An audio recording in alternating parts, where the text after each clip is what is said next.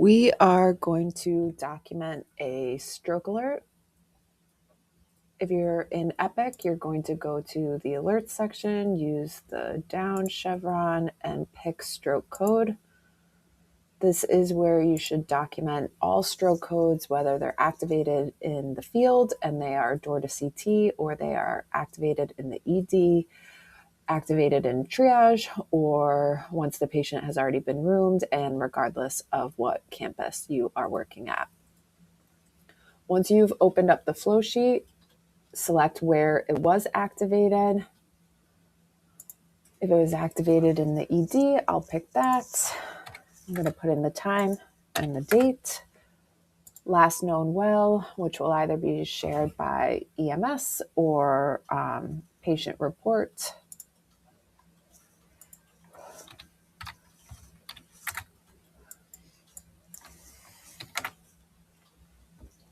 Symptom onset date and time may or may not be known. If it is not known, you'll be deferring to the last known well.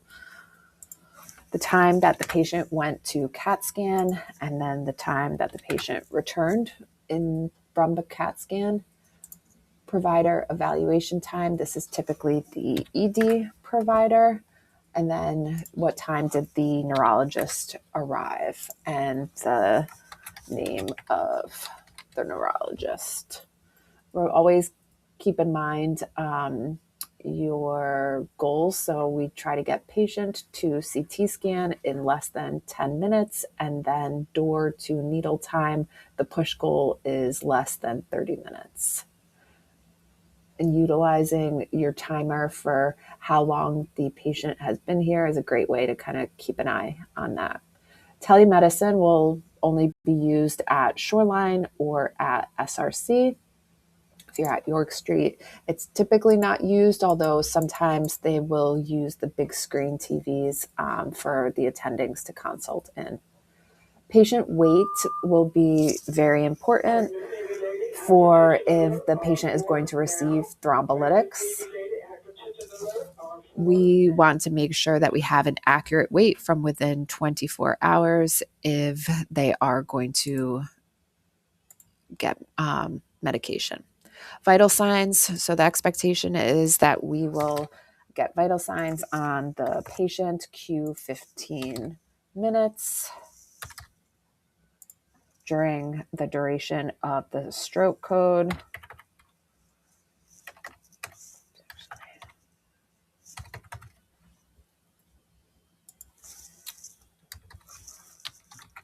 Get that weight in. Pupillary exam, definitely important. We want to have a baseline so that if there's any concern with change of exam and change of mentation, but possible hemorrhagic conversion, best way to be aware of pupillary change is to have that baseline exam. NIH stroke scale. Every single patient needs a baseline NIH. Make sure you have the computer up and in front of you while you're scoring. Utilize the pink cards, which are typically kept on the code cards. If you're doing tele-stroke, you may be assisting the doc with parts of the exam, but we want to make sure every single stroke patient has an initial NIH. Subsequent NIH exams happen if there's a change in condition for the better or definitely for the worse.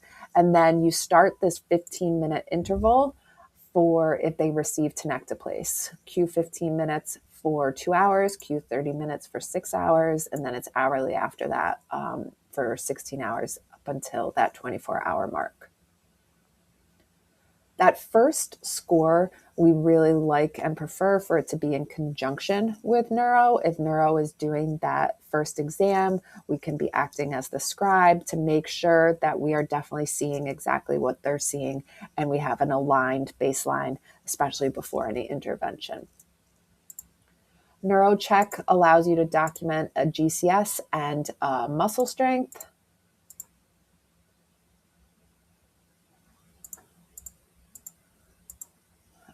Really valuable neurological examinations, especially important if they're going to the NICU. You will be asked about this when you're giving report. Aspiration screening.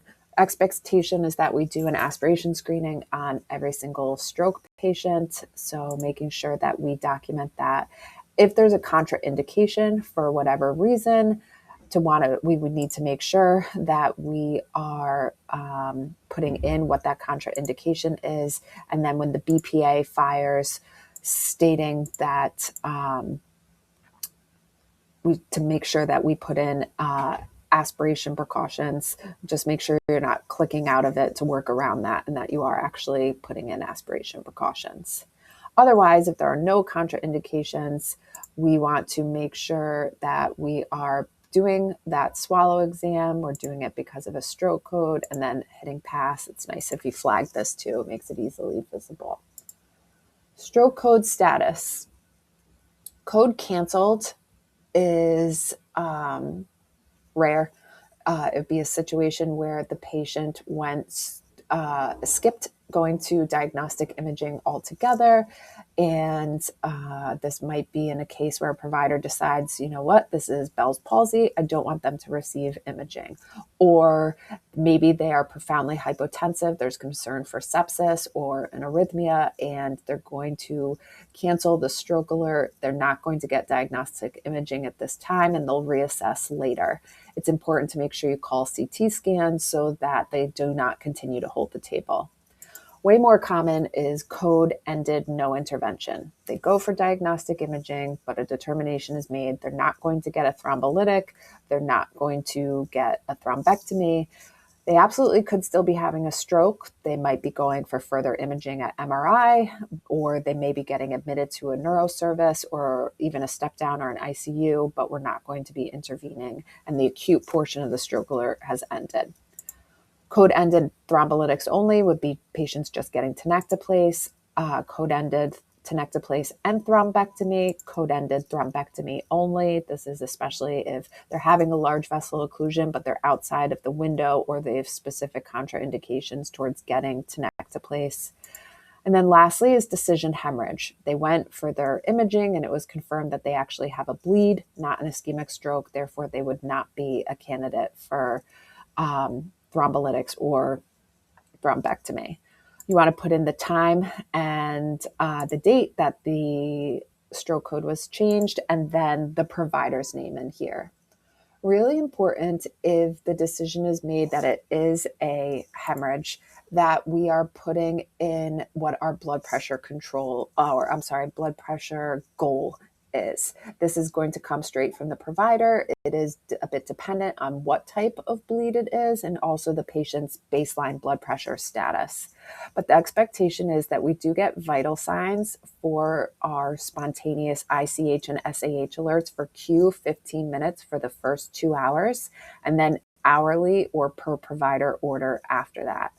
We should be getting an NIH pupil check, or if an NIH is not an appropriate exam because of the patient condition, we should be getting a neuro check, which includes pupils, GCS, motor strength. And this should be being done Q 30 minutes for 2 hours, and then hourly after that with those hourly vital signs.